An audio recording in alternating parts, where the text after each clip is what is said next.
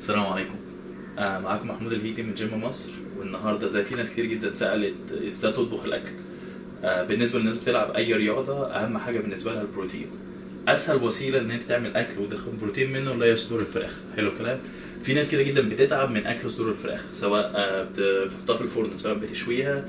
الاكل نفسه بيتعبها، يعني خلاص بعد فتره بتزهق من الاكل.